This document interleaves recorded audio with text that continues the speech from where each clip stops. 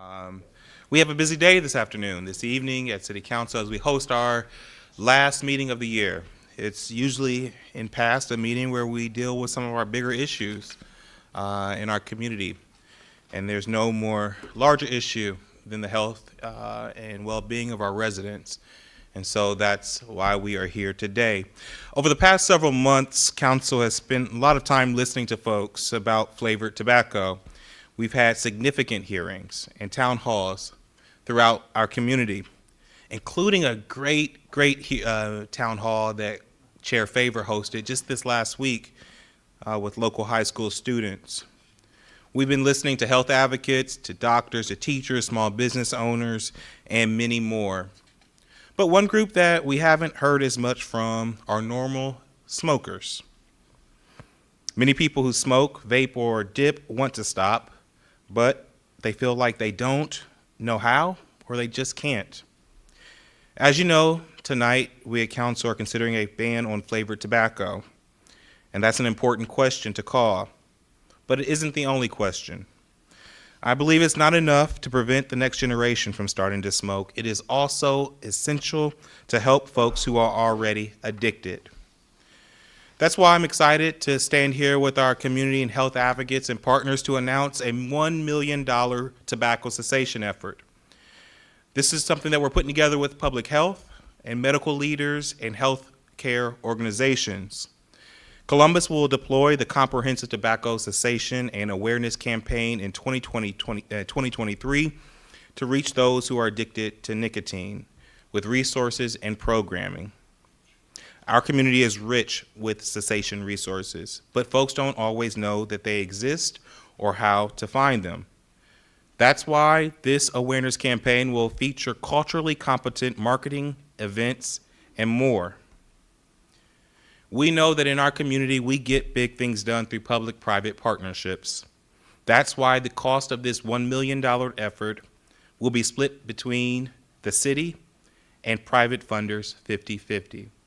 I think that shows the commitment of our healthcare advocates, and we're very proud of that partnership.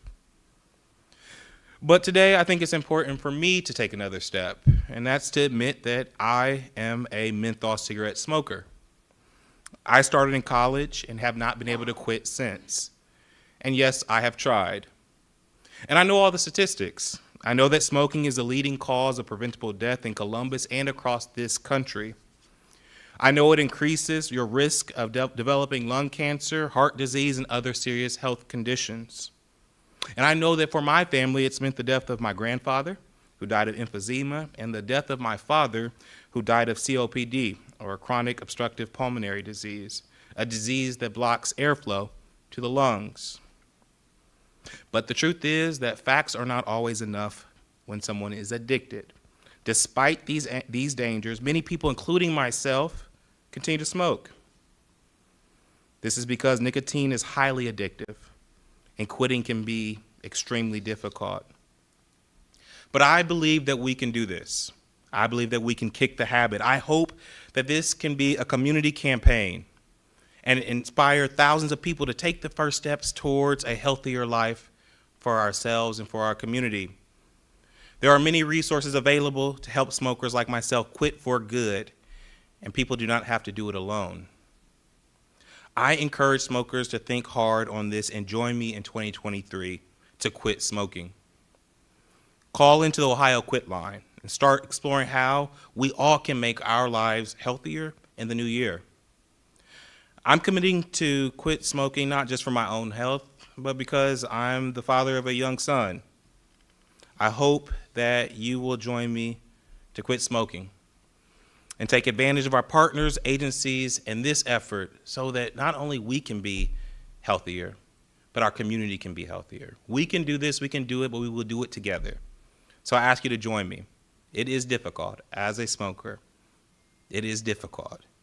But we're going to do it together. We're going to take away the shame. We're going to partner with the organizations that are here, and we're going to kick this habit. With that, I want to bring up the chair of our Health and Human Service Committee, the leader of this effort and council, Chair Shayla Faber.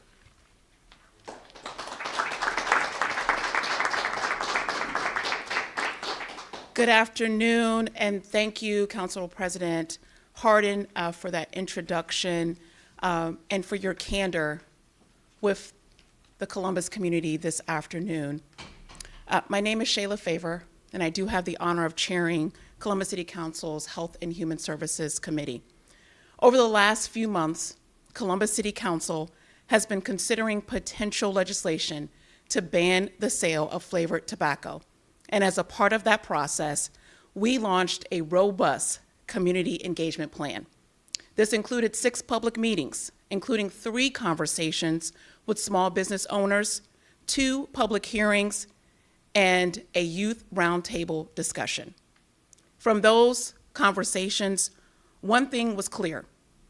The prevalence of tobacco use in our community is, in fact, a public health crisis.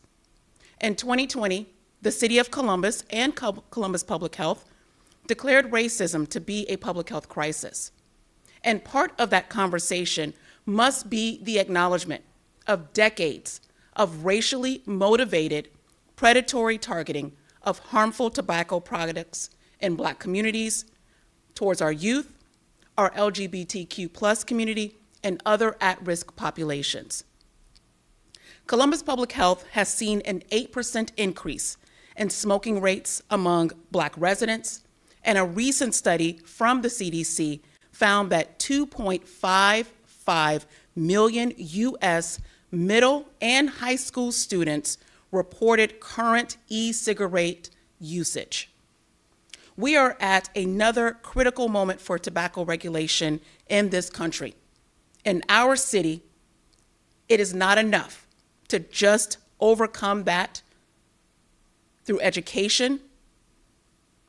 We have to be intentional about talking about the history of addiction of tobacco products and how it has created mass disparities in our communities. We must do better. And so this $1 million investment in smoking cessation is the right step towards a more healthier and a more equitable community. We recognize that the journey to cessation is twofold. Through this campaign, we will help those who are already addicted to smoking. But today, I want to put a stake in the ground that recognizes the insidious ways that tobacco has permeated our schools by committing a portion of these funds to lead an effort in tandem with our students for a youth-specific cessation program. The goal of the comprehensive tobacco cessation education and awareness campaign will be to connect both residents addicted to nicotine, which includes our youth, to resources and programs through multiple community events, youth education, a robust multimedia campaign, and training for medical professionals to help their patients who want to quit their tobacco use.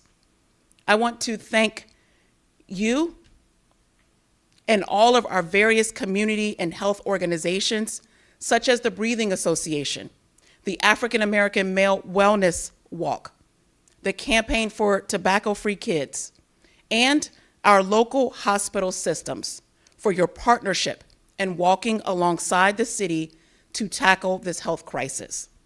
It is critical to support our youth and residents with access and awareness of programs that can help them fight this addiction. Today, we are making a significant investment in that fight. It is now my honor to turn the podium over to our leader in this conversation, Health Commissioner Dr. Mashika Roberts.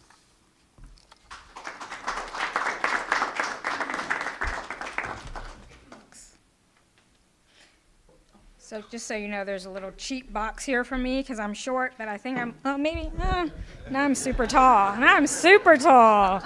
I like this. Good afternoon, everyone, and thank you, Chair Faber.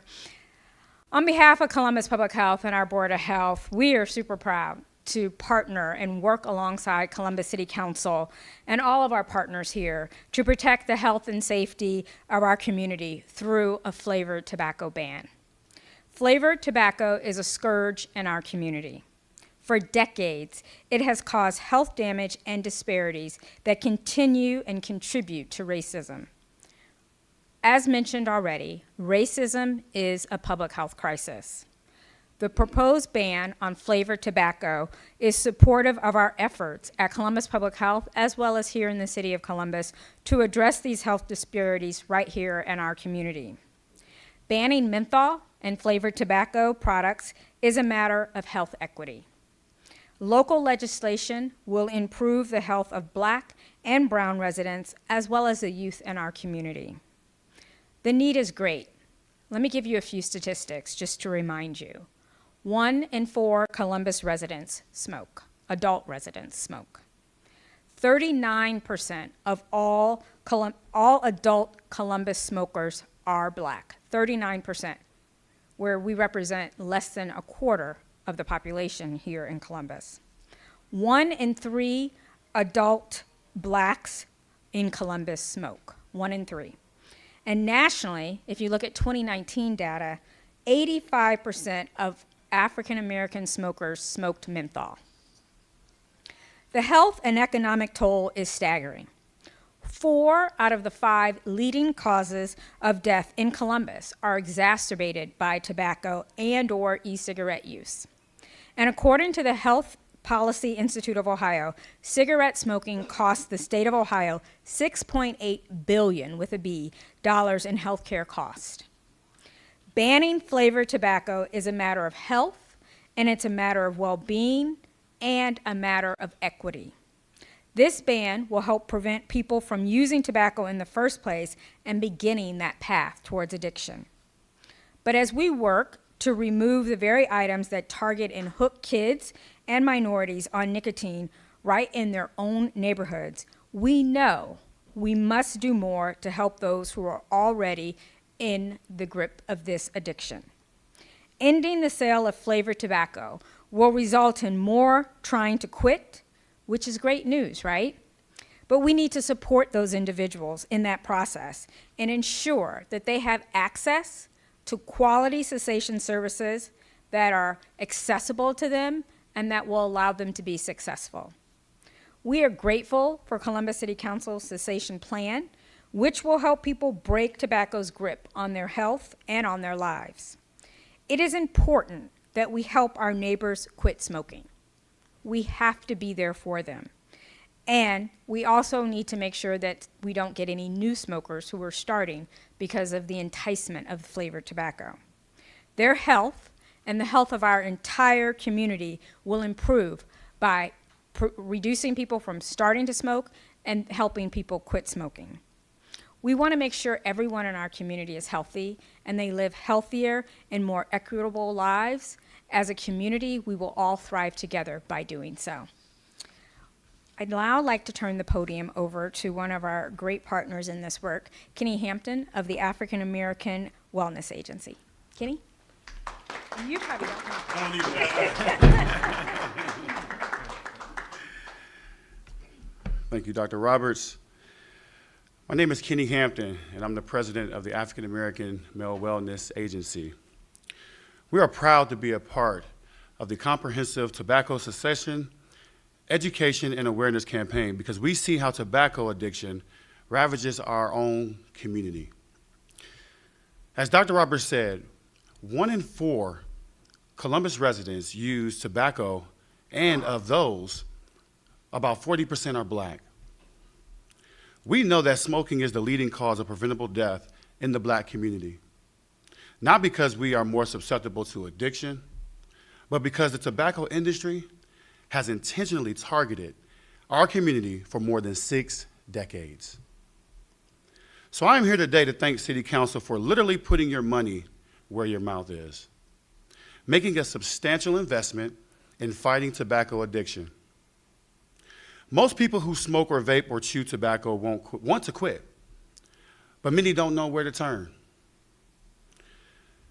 This campaign will not only increase our awareness of where we can access these tobacco cessation services, they will also increase the capacity of those services so more of our residents can benefit from them.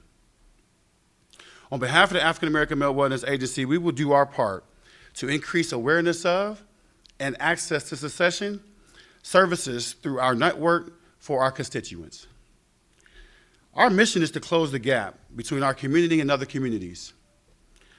When it comes to health and wellness, that's what this campaign is all about. It's about protecting Black wellness, and it's about saving Black lives, and we're with you every step of the way. Thank you, and we're excited to participate in this worthy effort. And now I'd like to introduce one of the most important voices of this entire campaign, our youth, a Northland High School student, Ms. Hasfa Musa.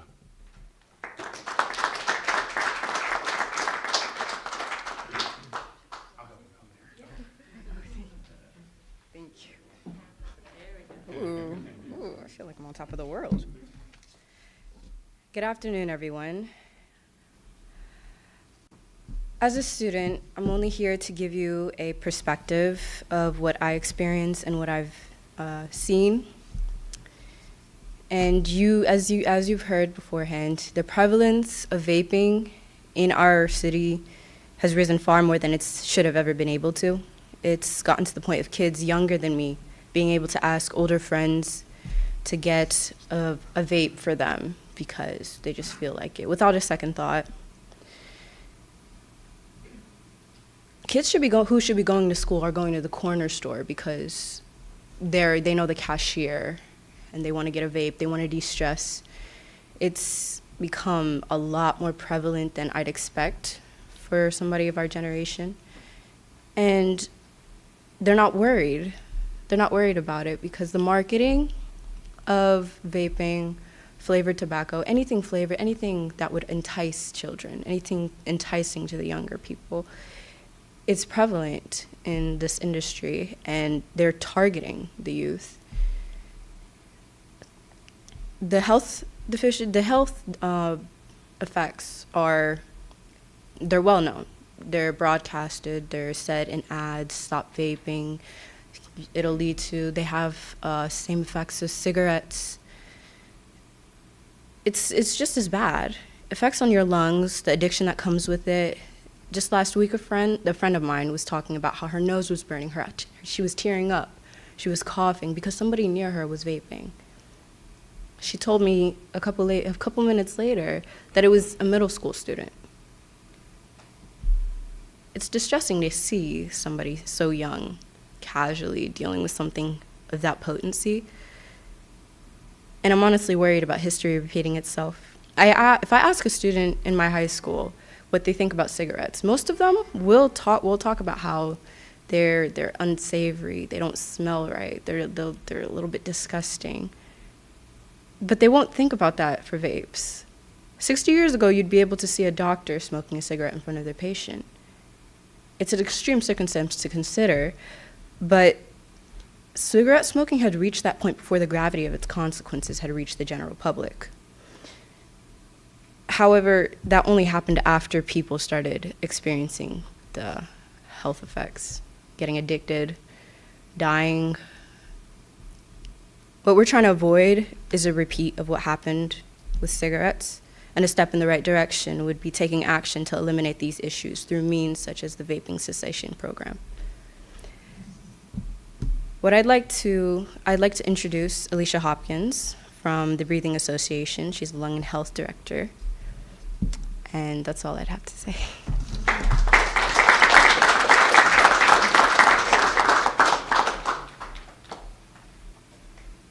think I'm in between. I just want to make a comment about what a brave and remarkable young woman we just heard from. She's truly a leader. Again, my name is Alicia Hopkins, and I'm a nurse practitioner, and I'm also representing the Breathing Association today. We're very grateful for the city's support and leadership. As a pulmonary health care organization, we see day to day the harm in our community's health. We are in support of the band as well, and the dedication to a service in cessation. We have been a part of the fabric of this community for 116 years, and smoking cessation for almost 20 years. In fact, we have not stopped working to help Ohio be smoke-free. As the oldest free health clinic in Ohio, where 70% of those we serve are minorities and 100% are low income. Our specialty in pulmonary health, where we treat, diagnose, follow, and educate with those with lung health illnesses. Tobacco prevention and cessation is always a priority. We also have a tobacco treatment specialist program, which is the only online program in the U.S. that educates and certifies other healthcare professionals, social workers, and therapists smoking cessation to those in the community that they serve in Ohio and across the nation. We are working with the City of Columbus to help mothers who are pregnant stop smoking to decrease fetal mortality and increase fetal vitality. In addition, working with Ohio Department of Health to improve the community's health allows us to increase our efforts with our 3 new programs: Kick the Nick for our teens who are vaping, Quit for Good program focuses on cessation in the workforce, and our 3rd program, which also helps seniors, is called At Home. We revisit seniors in their homes. In addition, we use our mobile medical unit to break down additional barriers to health. Our chief medical officer is Dr. Thomas Houston, who is a forefather in smoking cessation in the community. We continue working with Dr. Gretchen Hammond, who also added Bruce Barcelo, an expert in youth vaping, and an advocate, Dr. Alfred, who is a psychologist, to help in our efforts, all of whom are equally dedicated to tobacco cessation, not just in ending the flavoring of vaping products, but to decrease tobacco products and its use in Ohio. Providing the community with support, we need to stop smoking and using nicotine products. We've been a hub for smoking cessation all these years and would like to continue this work. We have the network and business expertise to manage a larger cessation involvement in the community. We serve on many tobacco-free task forces in the county and have dozens of partners who collaborate and collectively work to provide health and meet the needs of the community. The work we are doing in Columbus also aligns with the comprehensive tobacco cessation education and awareness program that we're doing now.